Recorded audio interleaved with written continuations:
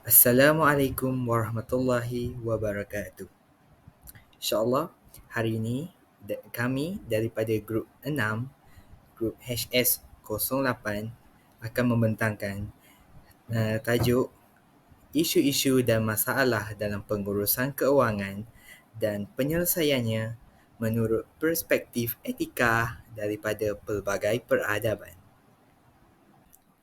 Okey, seterusnya kumpulan kami terdiri daripada 6 orang ahli iaitu saya, Nik Ahmad Zarif bin Azman, Muhammad Syamil Irfan bin Muhammad Rizal, Muhammad Haikal bin Muslim, Afifah Izzati binti Muhammad Saleh, Nur Afikah binti Muhammad Kamil dan Wizni Hasanah binti Awang. Okey, seterusnya isi kandungan.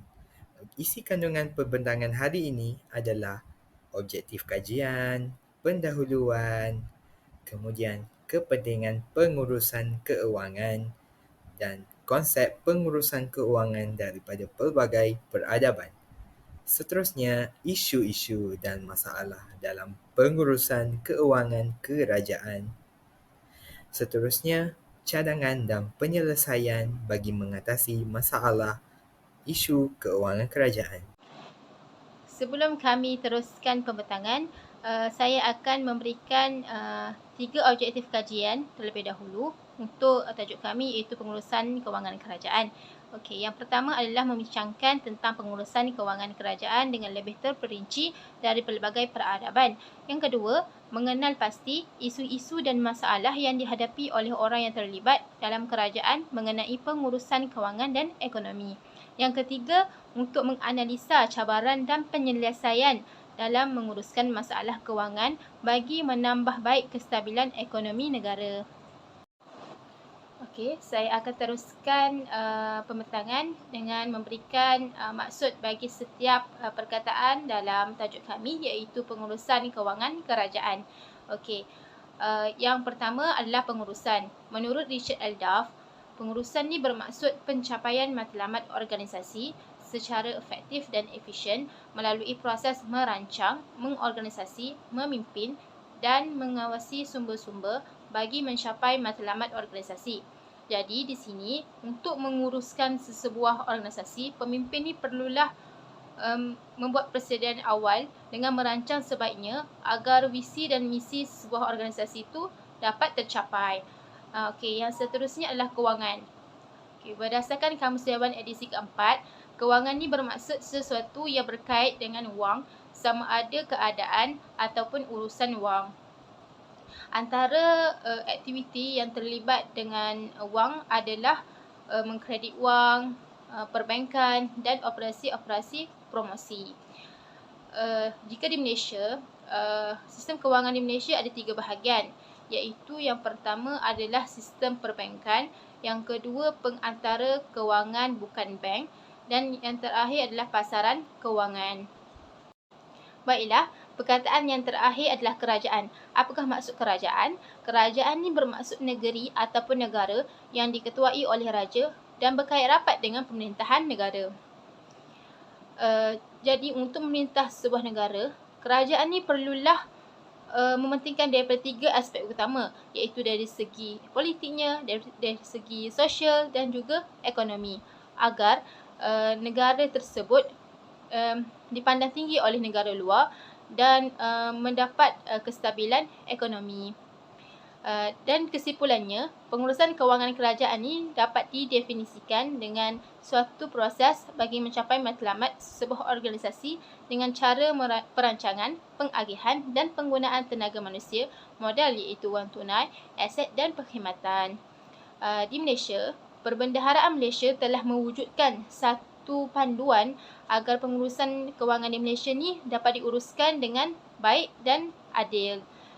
Antara isi-isi dalam panduan pengurusan kewangan kerajaan Malaysia adalah antaranya ialah pengurusan belanjawan, pengurusan perakaunan, pengurusan hasil, pengurusan perolehan dan pengurusan perbelanjaan.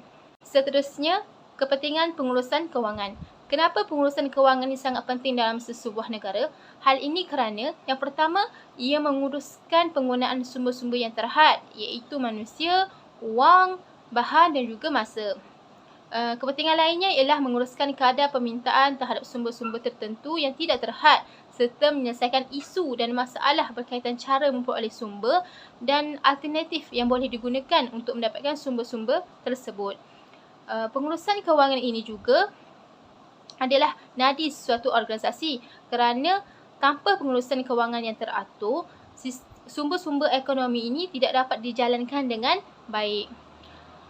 Dan sebagaimana dalam firman Allah dalam surah Yusuf ayat 47 dan 48 yang bermaksud, dia Yusuf berkata, agar kamu bercucuk tanam 7 tahun berturut-turut sebagaimana biasa. Kemudian apa yang kamu tuai hendaklah kamu biarkan ditangkainya kecuali sedikit untuk kamu makan. Kemudian setelah itu akan datang 7 tahun yang sangat sulit yang menghabiskan apa yang kamu simpan untuk menghadapinya tahun sulit itu, kecuali sedikit dari apa biji gandum yang kamu simpan. Di sini kita boleh lihat Nabi Yusuf AS juga membuat perancangan untuk yang akan datang, kerana baginda tahu bahawa 7 tahun yang akan datang itu akan berlaku sesuatu yang sangat sulit, iaitu kemarau. Jadi pengurusan kewangan ini sangatlah penting untuk mewujudkan sesuatu negara yang stabil dan harmoni.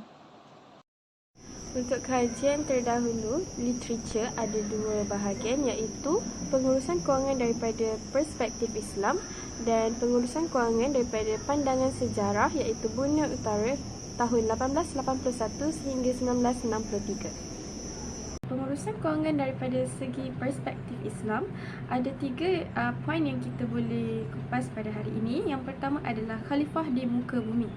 Allah Subhanahu Wa Taala mencipta manusia untuk mengawal dan mengendalikan kehidupan dunia mereka. Dalam surah Al-Baqarah ayat ke-29 disebutkan bahawa manusia, terutamanya orang Islam, mempunyai tugas yang besar untuk dilaksanakan. Allah Subhanahu Wa Taala telah berfirman, dan ingatlah ketika Tuhanmu berfirman kepada malaikat, sesungguhnya aku hendak menjadikan seorang khalifah di muka bumi. Semua ini dilakukan untuk satu matlamat, iaitu untuk mengharapkan rahmat dan redha Allah di dunia dan di akhirat. Seperti yang dinyatakan sebelum ini, pengurusan kewangan dan perancangan adalah bahagian lain dalam kuasa pentadbir. Kedua-dua elemen ini menggabungkan sifat khalifah.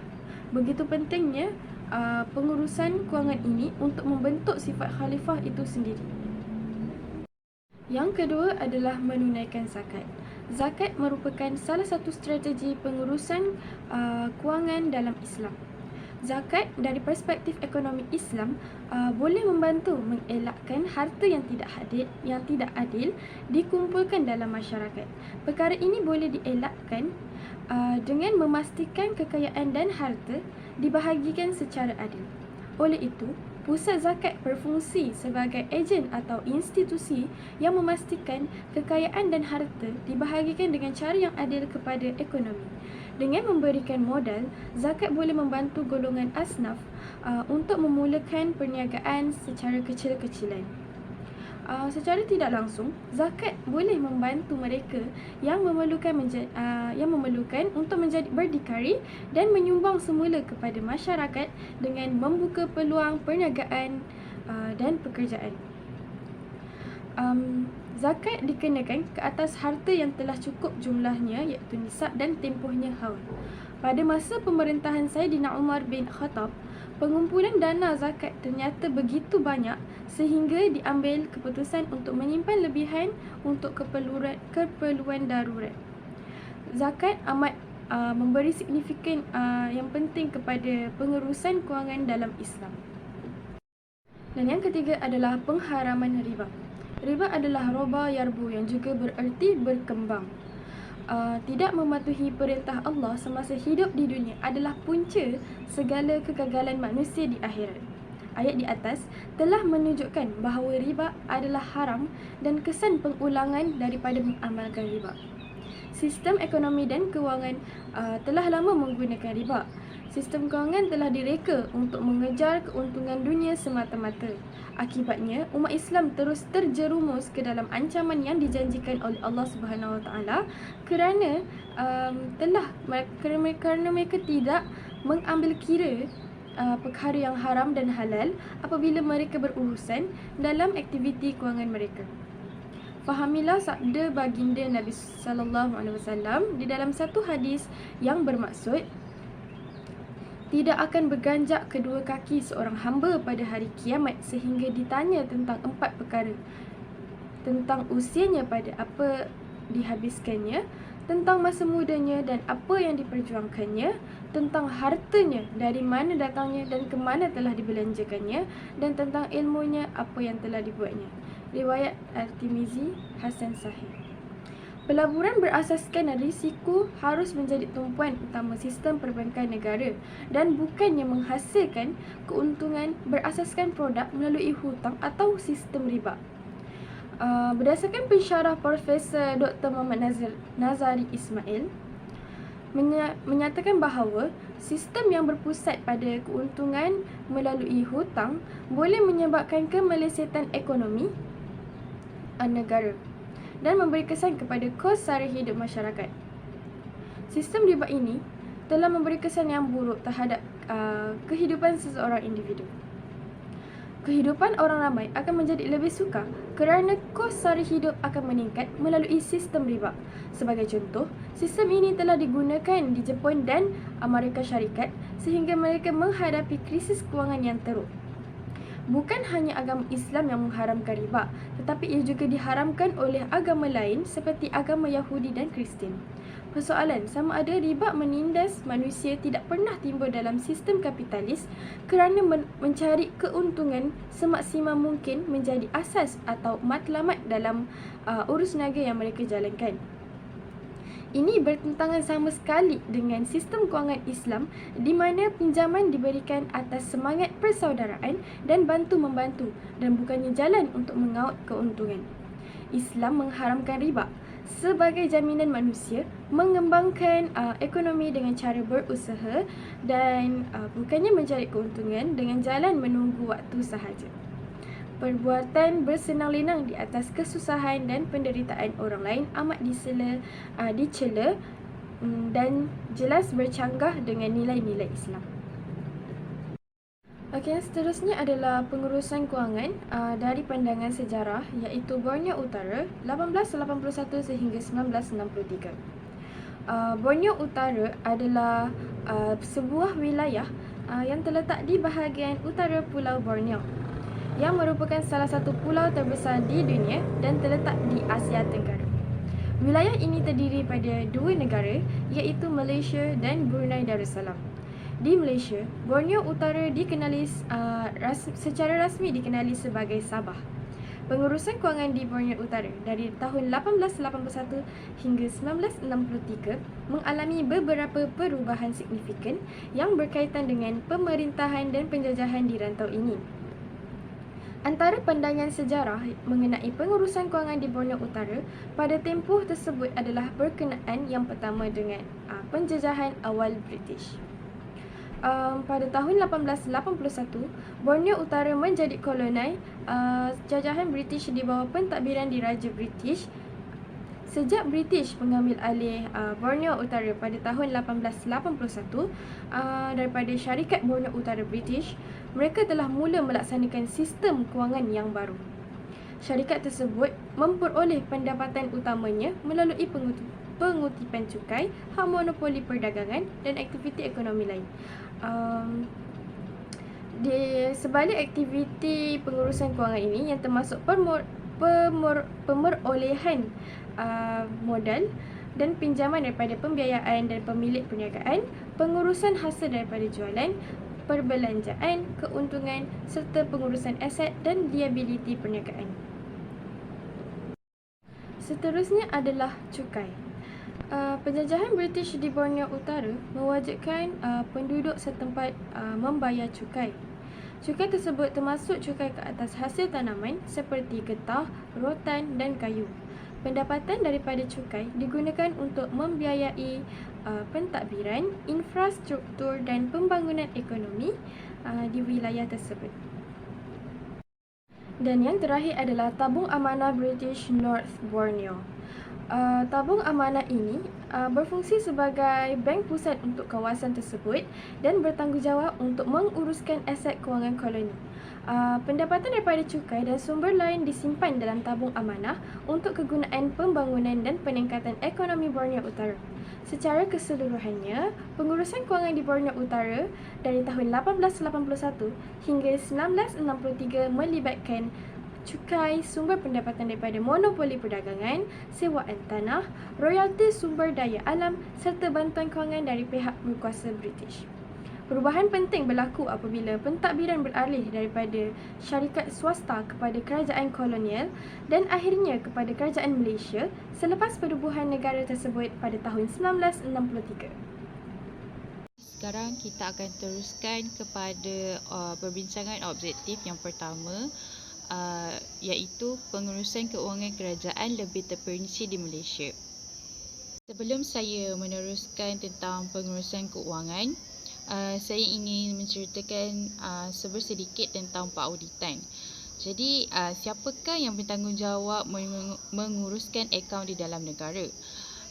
Ketua Audit Negara merupakan orang yang paling penting dalam menguruskan akaun di dalam negara, kerana Ketua Audit Negara yang bertanggungjawab dalam mengaudit akaun bagi persekutuan dan negeri-negeri serta melaporkannya. Jadi untuk memastikan tugas Ketua Audit Negara ini berjalan dengan lancar, kaedah pengauditan telah diperkenalkan. Ianya terbahagi kepada 3. Pertama, pengauditan terhadap penyata keuangan. Kedua, pengauditan pematuhan. Dan yang ketiga, pengauditan prestasi. Objektif utama pengauditan ialah bagi membuat kesimpulan tentang tahap pengurusan keuangan dengan memastikan sama ada: pertama, wujudnya struktur dan sistem pengurusan keuangan yang berkesan. Yang kedua, wujudnya sistem kawalan dalaman yang berkesan terhadap pungutan hasil, perbelanjaan, amanah, kontrak, aset dan stor. Yang ketiga, pengurusan keuangan dibuat mengikut undang-undang dan peraturan yang ditetapkan. Dan yang terakhir sekali, rekod-rekod yang berkaitan diselenggarakan dengan lengkap dan kemas kini. Seterusnya kita akan melihat kepada proses pengurusan keuangan. Proses pengurusan keuangan ini terbahagi kepada 2, iaitu tradisional dan bersepadu. Di bawah tradisional terbahagi kepada 3, iaitu belanjawan, pembiayaan dan pengawalan. Di bawah bersepadu terbahagi kepada 6, iaitu terdapat penambahan 3 lagi komponen, perancangan, programming dan penilaian. Sekarang kita akan lihat dengan lebih mendalam tentang proses pengurusan keuangan tradisional. Yang pertama ialah belanjawan. Belanjawan merupakan penyediaan satu rancangan tindakan yang jelas dan menyeluruh untuk mencapai objektif tertentu dalam tempoh masa yang ditetapkan. Kedua ialah pembiayaan, peruntukan sumber keuangan untuk melaksanakan rencana bagi mencapai matlamatnya. Dan yang ketiga ialah pengawalan, memastikan aktiviti yang disediakan adalah dilaksanakan mengikut pelan kerja terperinci yang ditetapkan seperti perakaunan, laporan dan auditan. Kita teruskan dengan proses pengurusan keuangan bersepadu. Jadi kita akan bincangkan dengan lebih mendalam. Seperti yang saya beritahu, terdapat 6 komponen dalam proses pengurusan keuangan bersepadu. 3 komponen yang terdapat dalam proses ini merupakan komponen yang sama di dalam proses pengurusan keuangan tradisional, iaitu belanjawan, pembiayaan dan pengawalan. Jadi saya hanya akan terangkan 3 komponen tambahan di dalam proses bersepadu ini.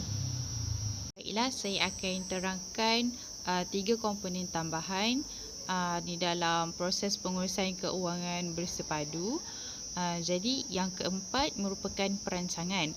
Perancangan ialah penentuan objektif, misi dan keutamaan-keutamaan yang hendak dicapai. Seterusnya yang kelima, programming. Programming ialah pemilihan aktiviti-aktiviti yang terbaik untuk mencapai matlamat dan keutamaan yang telah ditetapkan dalam sesuatu tempoh masa. Dan yang terakhir iaitu keenam, penilaian. Penilaian ialah kajian untuk menentukan keberkesanan sesuatu program atau aktiviti dilihat daripada output yang dicapai. Dalam pengurusan keuangan, terdapat prinsip utama yang perlu kita tahu. Jadi, prinsip utama ini terbahagi kepada 2, iaitu legality dan juga accountability. Saya akan terangkan dengan lebih terperinci tentang legality. Definisi legality ialah pengurusan keuangan mesti mematuhi semua peraturan dan undang-undang yang ditetapkan untuknya.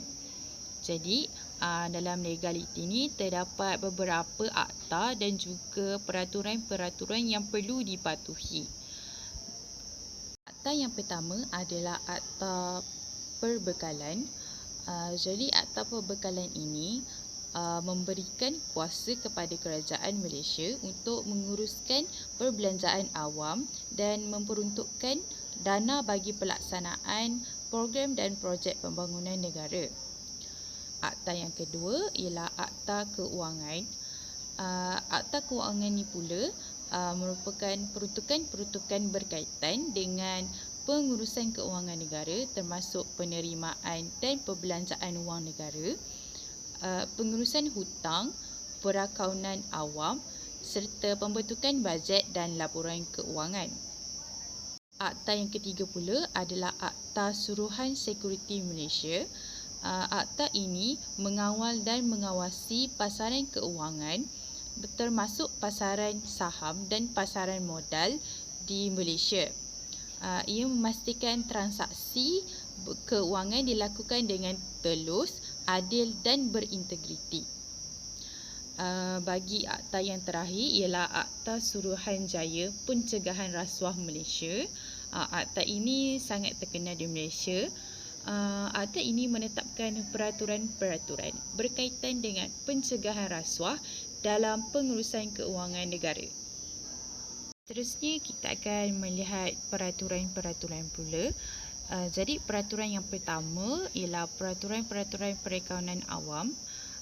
Peraturan ini menggariskan piawaian perakaunan awam yang perlu dipatuhi oleh entiti kerajaan dalam penyediaan dan penyampaian laporan keuangan.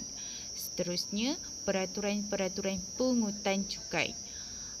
Peraturan ini merangkumi peraturan-peraturan yang mengawal pemungutan dan pengutipan cukai di Malaysia, termasuk peraturan-peraturan mengenai pengiraan dan pembayaran cukai. Dan yang terakhir ialah peraturan-peraturan perbelanjaan awam. Peraturan ini pula menetapkan prosedur-prosedur yang berkaitan dengan perbelanjaan awam, termasuk peraturan-peraturan mengenai pengurusan pembayaran, pengurusan kontrak dan pengurusan aset kerajaan. Baiklah, kita akan masuk pula kepada accountability. Jadi, definisi untuk accountability ini ialah kebertanggungjawaban dalam penggunaan sumber keuangan dengan telus, efisien dan berkesan. Jadi, terdapat beberapa aspek penting yang perlu kita tahu dalam accountability ini. Yang pertama ialah penyediaan laporan keuangan. Organisasi atau entiti yang menguruskan keuangan perlu menyediakan laporan keuangan yang tepat pada masanya. Seterusnya, pematuhan peraturan dan undang-undang. Organisasi perlu memahami dan mematuhi undang-undang keuangan dan peraturan-peraturan yang berkaitan seperti peraturan-peraturan perakaunan, perundangan cukai dan peraturan mengenai pelaburan. Aspek yang ketiga ialah pengurusan risiko keuangan. Pentadbir keuangan perlu mengambil langkah-langkah untuk mengurangkan risiko-risiko tersebut dan memastikan kestabilan keuangan. Dan aspek yang terakhir merupakan penauditan dan pemeriksaan. Penauditan dan pemeriksaan ini dilakukan secara berkala oleh pihak berkuasa yang bebas dan juga bebas daripada prejudis untuk memeriksa rekod keuangan, proses pengurusan keuangan dan kepatuhan terhadap peraturan. Seterusnya kita akan masuk kepada perbincangan objektif yang kedua, iaitu isu-isu dan masalah dalam pengurusan keuangan. Jadi dalam konteks isu-isu dan masalah ini terdapat 3 jenis kawalan, iaitu kawalan pengurusan, kawalan bajet dan kawalan perbelanjaan. Jadi untuk kawalan pengurusan, ini terbahagi kepada 4 jenis kategori. Pertama ialah struktur organisasi, yang kedua ialah sistem dan prosedur, yang ketiga ialah jawatan kuasa dan unit audit dalam, dan yang terakhir ialah pengurusan sumber manusia. Jadi bagi kawalan bajet pula, ianya terbahagi kepada 5 jenis kategori, iaitu pertama, penyediaan bajet, yang kedua, pengagihan peruntukan, yang ketiga, kelulusan pindah atau tambah peruntukan, yang keempat, pemantauan kemajuan atau prestasi perbelanjaan, dan yang terakhir ialah pelaporan. Bagi kawalan yang terakhir ialah kawalan perbelanjaan. Untuk kawalan perbelanjaan ini, ianya terbahagi kepada 4 kategori. Yang pertama ialah kawalan peruntukan, yang kedua ialah pengurusan perolehan, yang ketiga ialah pengurusan pembayaran, dan yang terakhir ialah pengurusan panjar wang runcit. Baiklah, sekarang saya akan terangkan untuk kawalan pengurusan. Jadi kita akan masuk kepada kategori yang pertama, iaitu struktur organisasi. Bagi struktur organisasi ini, isu dan masalah yang terdapat dalamnya ada 2, iaitu pertama, carta organisasi tidak lengkap dan dikemas kini, seterusnya tidak dipamerkan. Yang kedua merupakan penurunan kuasa tidak teratur, khususnya di bawah AP 69, di mana penerimaan wang tidak dinamakan. Sekarang kita akan masuk kepada kategori yang kedua, iaitu sistem dan prosedur. Jadi isu dan masalah yang boleh didapati dalam sistem dan prosedur ini adalah MPK kementerian atau jabaran tidak disediakan, serta fail meja yang tidak lengkap dan tidak dikemas kini. Jadi prosedur yang ada ialah manual prosedur kerja. Jadi manual prosedur kerja ini adalah dokumen rujukan dan panduan rasmi yang mengandungi maklumat-maklumat menyeluruh mengenai kementerian dan jabatan. Tentang fail meja pula, saya akan terangkan maksudnya. Fail meja ini adalah dokumen rujukan bagi peringkat individu atau jawatan antara lain. Ia mengandungi cara jabatan atau pejabat yang menunjukkan kedudukan individu dalam pejabat berkenaan. Jadi objektif jabatan dan bahagian di mana individu ditempatkan serta prosedur kerja yang terlibat dengan jawatan individu yang berkenaan. Untuk yang terakhir ialah panjar wang runcit. Panjar wang runcit ni adalah sejumlah wang yang diberi kepada pegawai perakaunan untuk membolehkannya membuat pembayaran kecil 19 yang segera dan perbelanjaan runcit tanpa mempertanggungkannya terlebih dahulu kepada sesuatu maksud perbelanjaan. So pemeriksaan mengejut dibuat hanya melibatkan panjar wang runcit sahaja. Baiklah, sekarang kita akan teruskan kepada kategori yang ketiga, iaitu jawatan kuasa dan unit audit dalam. Dalam kategori ini, ianya terbagi kepada 3. Yang pertama ialah jawatan kuasa pengurusan keuangan dan akaun, yang kedua ialah unit audit dalam, dan yang ketiga ialah jawatan kuasa pengurusan keutuhan dan takbir urus dan jawatan kuasa pembangunan. Okey, untuk jawatan kuasa pengurusan keuangan dan akaun, isu dan masalah yang boleh didapati antaranya tidak bermesyuarat mengikut kekerapan yang ditetapkan sekurang-kurangnya sekali dalam tempoh 3 bulan. Isu lain ialah tiada mekanisme untuk memastikan semua pusat tanggungjawab atau PTJ dalam mengemukakan laporan suku tahun. Okey, jadi fungsi pusat tanggungjawab ini ialah melancarkan pengurusan keuangan dan perakaunan kementerian atau jabatan supaya sumber dapat diuruskan dengan berhikmat, telus, terkawal, cekap dan berkesan. Bagi yang kedua iaitu unit audit dalam, isu dan masalah yang boleh didapati antaranya ialah rancangan tahunan yang dibuat tidak dikaji atau diluluskan oleh ketua setiausaha. Laporan yang dan isu seterusnya ialah laporan yang dibuat oleh mereka tidak dibentangkan oleh JPKA semasa bermesyuarat bersama ahli jawatan kuasa yang lain. Okey, untuk yang ketiga ialah jawatan kuasa pengurusan utuhan dan takbir urus dan juga jawatan kuasa pembangunan. Jadi jawatan kuasa pengurusan keutuhan dan takbir urus ni mereka bertanggungjawab untuk memastikan keutuhan dan takbir urus dalam suatu organisasi pertubuhan atau entiti. Okey, untuk jawatan kuasa pembangunan pula memimpin dan mengawasi inisiatif dan projek pembangunan dalam satu organisasi atau entiti. Okey, untuk dua-dua jawatan kuasa ni isu dan masalah yang boleh didapati ialah ketua setiausaha tidak mempengerusikan mesyuarat dan satu lagi isu ialah ahli-ahli yang dilantik adalah secara tidak rasmi atau bertulis. Kategori yang terakhir ialah pengurusan sumber manusia. Okey, pengurusan sumber manusia ni adalah jabatan yang menguruskan tenaga kerja sesebuah organisasi. Okey, isu dan masalah yang kita boleh dapati ialah ada pegawai yang tidak dilatih mengikut keperluan dan tiada kursus berkenaan pengurusan keuangan. Dan satu lagi isu ialah tidak mengambil tindakan untuk mengisi kekosongan jawatan sekiranya ada kekosongan.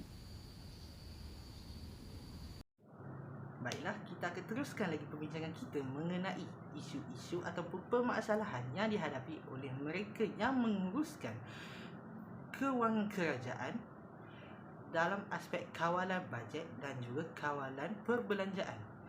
Seperti yang disampaikan oleh saudari pada awal perbincangan ini, kita mempunyai 3 aspek yang perlu dilihat: kawalan pengurusan, kawalan bajet dan juga kawalan perbelanjaan. Baiklah, dalam kawalan bajet terdapat perkara-perkara yang perlu dititik beratkan, antaranya seperti penyediaan bajet, pengagihan peruntukan, kelulusan pindah atau tambah peruntukan, pemantauan kemajuan atau prestasi pembelanjaan dan dari segi pelaporan.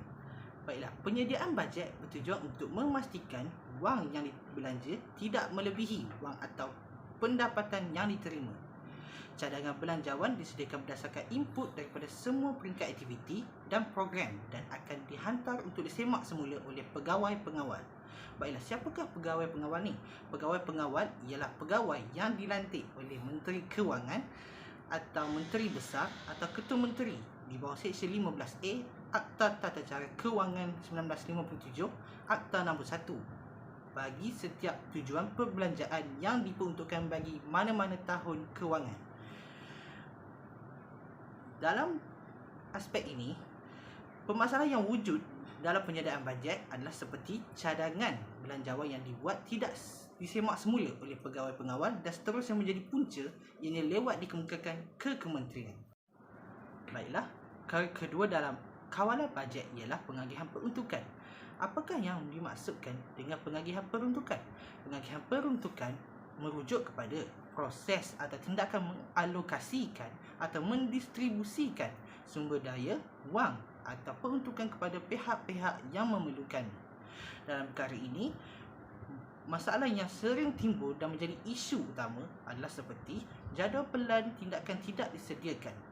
Baiklah, apakah jadual pelan tindakan? Jadual pelan tindakan ialah alat yang penting untuk merancang, melaksanakan dan mengawasi aktiviti dan langkah-langkah yang berkaitan dalam aspek kewangan dalam organisasi.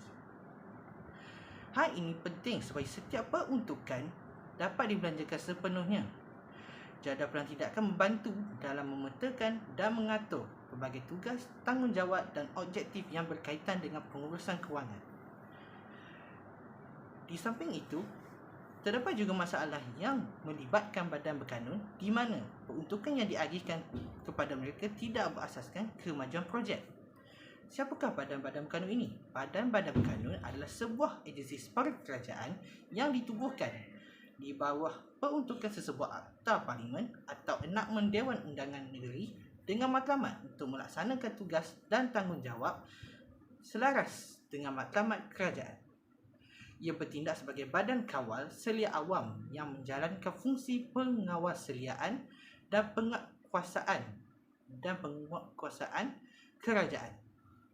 Baiklah, berikutnya kita akan bercakap berkenaan pindah peruntukan. Baiklah, pindah peruntukan memerlukan kelulusan daripada pembendaharaan. Menurut Seksyen 15, 4 Akta Acara Kewangan, pihak yang memohon pindah peruntukan perlu memberi justifikasi tentang sebab untuk menambah peruntukan kepada pecahan baru di samping alasan mengapa simpanan di dalam pecahan kepala yang satu lagi dapat dikurangkan. Pindah peruntukan antara item di bawah pecahan kepala yang sama tidak memerlukan kelulusan perbendaharaan, tetapi hanya mencukupi dengan suatu pelaporan dihantar mengenai hal tersebut. Antara isu yang wujud selepas pindah peruntukan mendapat kelulusan adalah seperti jumlah yang dipindah atau ditambah tidak dibelanjakan sepenuhnya. Seperti yang dikatakan tadi, umum ketahui bahawa semua pindah peruntukan memerlukan kelulusan daripada pembendaharaan. Namun begitu, terdapat pengurangan kepada butiran yang telah ditambah melalui pindah peruntukan dibuat tanpa kelulusan pembendaharaan. Malah, penurunan kuasa untuk meneruskan pindah peruntukan juga tidak dapat dikemukakan. Hal ini mungkin boleh berpunca daripada atas pertimbangan pentadbiran dan pengurusan yang melibatkan aspek-aspek yang berkaitan dengan peruntukan sumber, keperluan operasi, peraturan dan dasar organisasi, atau isu-isu lain yang memerlukan pandangan holistik dan pengurusan yang komprehensif.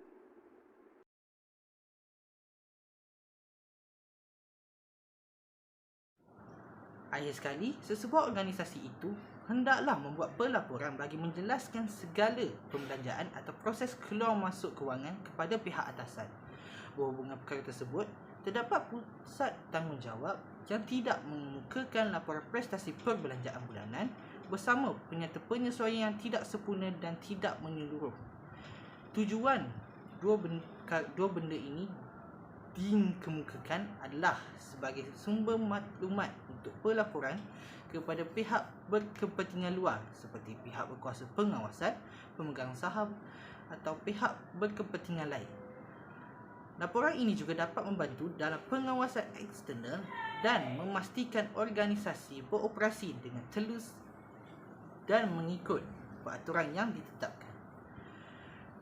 Penyata penyesuaian yang tidak sempurna dan tidak menyeluruh merujuk kepada penyata penyesuaian yang tidak mencakup atau tidak memperhitungkan semua aspek atau elemen yang diperlukan.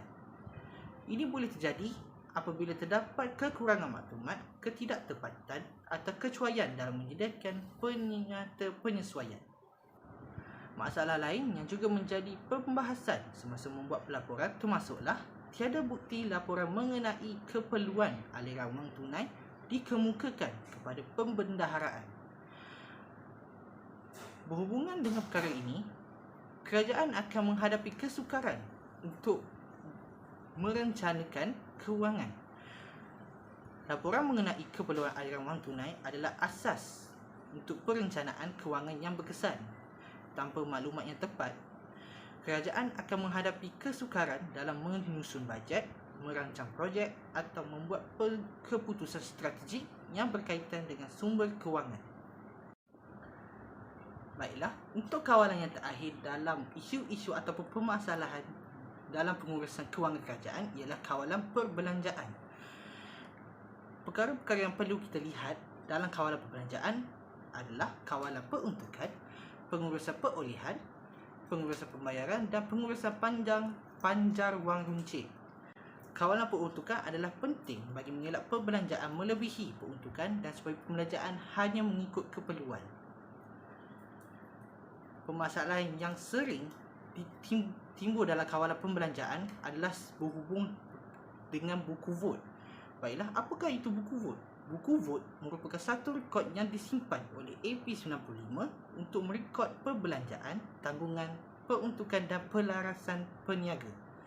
Antara masalah yang berhubung dengan buku vote termasuklah pegawai yang memperakui voucher atau jurnal tidak memerlukan tanda tangan ringkas sebagai bukti setiap catatan telah disemak dan akan menyebabkan buku vote ini tidak dikemaskini dan tidak lengkap. Hal ini akan memberikan kesulitan kepada mereka yang akan menguruskan buku vote ini kerana berkemungkinan terdapat tanggungan yang tidak direkodkan. Penyata penyesuaian perbelanjaan tidak disediakan atau disediakan dengan tidak betul akan menyumbang kepada kelemahan dalam pengenalan pastian varian dan menyusun strategi untuk menguruskan perbelanjaan yang melebihi atau kurang daripada bajet yang ditetapkan.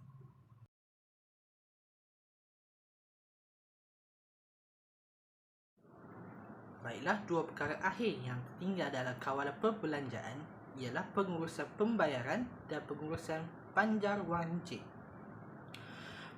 Apakah kepentingan pengurusan pembayaran? Pengurusan pembayaran penting bagi memastikan kewangan kerajaan berada dalam keadaan yang berkekalan.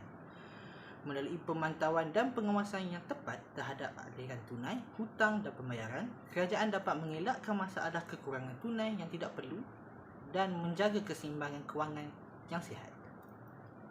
Namun, terdapat permasalahan yang melibatkan pengurusan pembayaran seperti bayaran kemajuan tidak selaras dengan kemajuan fizikal.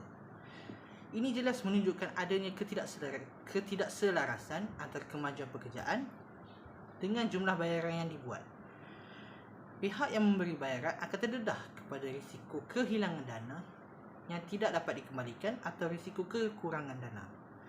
Bukan itu sahaja, terdapat bil yang diterima tidak dicapkan tarikh ia diterima, di mana ia akan memberi kegagalan dalam mengekalkan rekod yang tepat.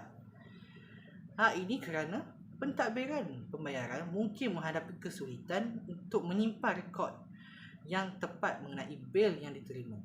Rekod yang tidak lengkap atau tidak tepat boleh menyebabkan kekeliruan dan kecacatan dalam penyediaan laporan kewangan, pemantauan aliran tunai dan analisis kewangan. Terdapat juga kelewatan dalam melunaskan bayaran bil, iaitu lebih 2 minggu dari tarikh ia diterima. Perkara-perkara ini boleh mengganggu pengurusan kewangan secara keseluruhan. Baiklah, kita akan beralih ke perspektif yang terakhir, iaitu daripada segi aspek pengurusan panjar wang runcit, iaitu merujuk kepada pengendalian dan pemantauan perbelanjaan kecil dalam kerajaan. Hal ini penting bagi membolehkan kerajaan memantau dengan teliti perbelanjaan kecil yang dilakukan. Masalah-masalah yang sering timbul di mana apabila baki wang tunai dalam tangan berbeza dengan baki yang ditunjukkan dalam buku tunai wang runcit. Antara faktor yang mungkin memberi penyumbang kepada kejadian ini berlaku adalah disebabkan ketidakseimbangan pengeluaran dan pendapatan. Jika terdapat pembelanjaan runcit yang dilakukan tetapi belum dicatatkan atau belum direkodkan dengan betul dalam buku tunai, baki wang tunai dalam tangan akan berbeza dengan baki yang ditunjukkan dalam buku tunai. Ini mungkin berlaku apabila terdapat kelewatan dalam merekodkan perbelanjaan atau ketidaktelusan dalam pemantauan. Baiklah, sekian daripada kami mengenai isu-isu dan permasalahan pengurusan kewangan kerajaan. Kita akan beralih ke cadangan-cadangan untuk mengatasi masalah-masalah berikut. Silakan. Kita telah pun mendengar sebentar sahaja tadi tentang isu-isu dan permasalahan dalam pengurusan kewangan. Jadi izinkan saya untuk membincangkan dan menerangkan lebih lagi tentang cadangan dan penyelesaian bagi mengatasi isu-isu kewangan kerajaan. Bagi cadangan yang pertama adalah mengikut syarat-syarat pengurusan keuangan yang berintegriti. Hal ini diperkatakan begitu kerana kita haruslah menetapkan objektif, matlamat, program dan aktiviti organisasi yang realistik dan boleh dilaksanakan. Untuk merancang sebuah program, kita haruslah menitikberatkan dari segi aspek keadaan infrastruktur, keadaan geografi di sesuatu tempat dan terutamanya kos untuk membuat program tersebut, supaya program tersebut boleh dikendalikan dan tidak lari daripada keadaan bajet yang ditetapkan. Selain itu, pembahagian tugas dan tanggungjawab yang jelas dan sepadan. Hal ini diperkatakan begitu kerana dalam sesebuah organisasi terdapat ketua, penolong ketua, bendahari, setiausaha dan sebagainya. Mereka haruslah memainkan peranan untuk meneliti setiap daripada kertas kerja supaya keadaan ataupun untuk membuat program tersebut ianya berjalan dengan lancar. Seterusnya, peruntukan dan penggunaan sumber yang dibuat dengan cara yang cekap dan berkesan. Hal ini diperkatakan begitu kerana untuk membuat aktiviti, kita haruslah tidak lari ataupun tidak melangkaui bajet. Kita haruslah memperuntukkan ataupun menggunakan dengan sehabis yang baik bajet yang diperuntukkan kepada kita supaya keadaan program tersebut dapat dikendalikan dengan sempurna. Selain itu, mempunyai standard bagi mengukur pencapaian dan prestasi. Hal ini dikatakan begitu kerana bagi sebuah program haruslah mempunyai objektif yang tertentu dan bagi mencapai kehendak objektif dan matlamat tersebut haruslah mempunyai standard untuk dipercapaikan. Selain itu, pematuhan kepada undang-undang dan peraturan keuangan. Ini haruslah dipatuhi oleh semua daripada jawatan-jawatan dalam organisasi bagi mengelakkan daripada penyelewengan keuangan berlaku yang mungkin akan menyebabkan daripada lari bajet. Dan seterusnya, pemantauan yang berkesan ke atas kemajuan pelaksanaan program. Hal ini dikatakan begitu kerana setiap daripada organisasi terdapat ketua, penolong ketua, setiausaha, penolong setiausaha, bendahari dan sebagainya haruslah menitikberatkan ataupun memantau setiap daripada kerja-kerja tersebut untuk memastikan kelancaran program ataupun kelangsungannya berjalan dengan sempurna. Dan yang terakhir adalah sistem kawalan dalaman. Hal ini dapat dipertimbangkan bagi mencapai sesebuah kelancaran ataupun sesebuah kehendak daripada matlamat yang dipercapaikan dan yang telah dipersetujui oleh setiap daripada organisasi. Terdapat 4 langkah dalam sistem ketulusan perbelanjaan yang harus difahamkan oleh setiap daripada organisasi supaya kekeliruan ataupun kecelaruan dapat dielakkan pada masa hadapan. Yang pertama adalah sistem semakan. Hal ini sangat penting bagi kita untuk melihat aliran keluar dan masuk wang dari dalam sesebuah akaun untuk kita merancang sesuatu perkara bertepatan dengan keadaan bajet yang tersedia. Yang kedua, mematuhi perkeliling ataupun peraturan. Bagi merancang sesuatu perkara, kita haruslah mematuhi ataupun mendahulukan undang-undang supaya perkara-perkara yang tidak diingini dapat dielakkan. Yang ketiga, bayaran mematuhi piagam pelanggan, iaitu mengenakan kadar faedah yang wajar kepada setiap pelanggan supaya mereka tidak terbeban dengan kadar faedah tersebut dan menaikkan kadar bayaran balik pinjaman dalam sesebuah organisasi. Yang keempat, kelulusan atasan apabila peruntukan tidak mencukupi. Hal ini menjadi satu sebab yang penting untuk kita mendapatkan kelulusan daripada pihak atasan terlebih dahulu sebelum merancang sesuatu perkara. Kerana apabila kita menghadapi masalah, mereka boleh memberikan bantuan terutamanya dalam aspek keuangan. Sekarang kita akan melihat ke atas sistem keuangan negara apabila mengabaikan syarat-syarat tersebut. Yang pertama adalah pungutan hasil merosot. Hal ini demikian kerana salah satu daripada punca pendapatan negara yang besar adalah pungutan cukai yang menyebabkan perbelanjaan kerajaan juga menurun.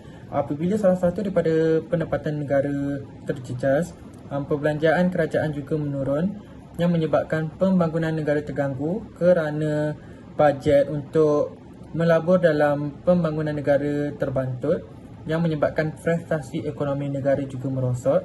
Hal ini kerana boleh menyebabkan penarikan daripada pelabur asing kerana tidak melihat pembangunan dalam negara kita, dan mereka juga tidak akan mengambil risiko kerugian yang menyebabkan apabila ekonomi negara jatuh, kuasa membeli rakyat juga akan menjadi terhad kerana apabila ekonomi jatuh, mata wang juga akan jatuh, yang menyebabkan pungutan hasil merosot. Hal ini menjadi satu kitaran kepada kita apabila melibatkan keuangan, dan kita dapat melihat betapa pentingnya untuk mengikut syarat-syarat daripada yang dibentangkan sebentar saja tadi untuk mengelakkan hal-hal sedemikian daripada berlakulah. Sebelum kita beralih kepada presenter yang lain, izinkan saya untuk menyampaikan satu kata-kata hikmah yang mungkin boleh menjadi satu motivasi kepada diri kita, yang berbunyi, you lose your money, you will lose nothing. You lose your health, then you lose something. But if you lose your integrity, you will lose everything. You lose it once, you will lose it forever. Yang menunjukkan betapa pentingnya nilai integriti dalam setiap daripada insan. Kita haruslah menanam sifat berintegriti dalam setiap daripada kita supaya kehidupan kita akan lebih berwawasan dan lebih sistematik pada masa hadapan. Okey, untuk cadangan bagi menyelesaikan masalah keuangan yang kedua adalah dengan meningkatkan kawalan dalaman diri individu. Bagaimanakah dengan kawalan dalaman diri individu? Ia adalah dengan tanggungjawab mematuhi akta-akta dan peraturan pengurusan keuangan selaras dengan dasar kerajaan. Kajian yang sama turut merekodkan 47% dari jumlah hutang adalah bertujuan untuk menampung gaya hidup dan kehidupan sedia ada seperti memiliki kad kredit, kad debit, kenderaan, pembiayaan peribadi. Okey, seterusnya, meningkatkan kawalan dalaman individu adalah aspek penting dalam mengekang pengurusan yang tidak beretika, mengurangkan risiko penyelewengan dan memastikan penggunaan dana yang berkesan. Langkah yang boleh diambil untuk meningkatkan kawalan dalaman individu adalah seperti memperkuatkan pemisahan tugasan, mewujudkan prosedur dan dasar yang jelas dan meningkatkan kesedaran serta latihan kaki tangan. Bagaimanakah dengan mewujudkan prosedur dan dasar yang jelas? Adalah kerajaan perlulah menetapkan dasar dan prosedur yang jelas dalam pengurusan keuangan akan membantu mengurangkan risiko. Dasar ini haruslah mematuhi standard perakaunan dan perundangan keuangan yang berkenaan. Bagaimana pula dengan meningkatkan kesedaran dan latihan kaki tangan? Memastikan bahawa individu dan tanggungjawab berkaitan dengan keuangan diberikan kepada individu yang berbeza. Ini membantu mengurangkan risiko, konflik kepentingan dan memberi lebih banyak kawalan dalaman dalam sistem. Menyediakan latihan berkala kepada kaki tangan mengenai prosedur keuangan, etika dan kepentingan kawalan dalaman menggalakkan kesedaran mengenai risiko penyelewengan dan memberi mereka pengetahuan untuk mengenal pasti serta melaporkan kesalahan tentang penyelewengan. Cadangan yang ketiga adalah meningkatkan kawalan dalaman di jabatan. Hal ini melibatkan peranan dan tanggungjawab ketua jabatan, iaitu memperbanyakkan program-program yang berbentuk keagamaan supaya jati diri komuniti dapat dibantahkan terutamanya dalam aspek kewangan. Hal ini dengan pendedahan aspek-aspek keagamaan, hal-hal yang buruk dan hal-hal yang baik dapat dibezakan. Selain itu, menyediakan khidmat kaunseling dan ceramah tentang pengurusan keuangan melalui pendedahan ilmu tentang pengurusan keuangan. Masyarakat akan lebih tahu untuk menguruskan keuangan secara efisien. Yang ketiga adalah mempamerkan budaya pencegahan rasuah, poster, ceramah BPR, piagam pelanggan dan sebagainya. Hal ini kerana melalui pendedahan ini, masyarakat akan lebih berwaspada dan lebih berhati-hati untuk menguruskan keuangan mereka pada masa hadapan. Sekarang kita akan melihat dalam aspek pemberian hadiah yang dibolehkan supaya tidak dikategorikan sebagai amalan rasuah bertepatan dengan peraturan 8.4(a) dan (b) Peraturan-Peraturan Pegawai Awam Kelakuan dan Tata Tertib 1993, iaitu apabila pegawai merasa ragu tentang bentuk, amount ataupun nilai hadiah adalah sepadan. Yang kedua, apabila pegawai tersebut berada dalam situasi yang sukar untuk menolak sesuatu hadiah ataupun cenderamata. Hal ini membolehkan mereka untuk menerima pemberian tersebut sebagai salah satu hadiah dan bukannya rasuah. Okey, untuk yang seterusnya adalah bagaimanakah untuk meningkatkan kawalan dalaman jabatan. Hal ini mestilah bermula daripada kaedah penerimaan sesuatu benda untuk jabatan. Okey, bagaimanakah kaedah penerimaan sesuatu benda untuk jabatan tersebut? Okey, yang pertama, membuat laporan secara bertulis tentang perihal hadiah seperti jenis hadiah, nilai hadiah dan keadaan hadiah. Dan seterusnya adalah mendapat kelulusan daripada ketua jabatan.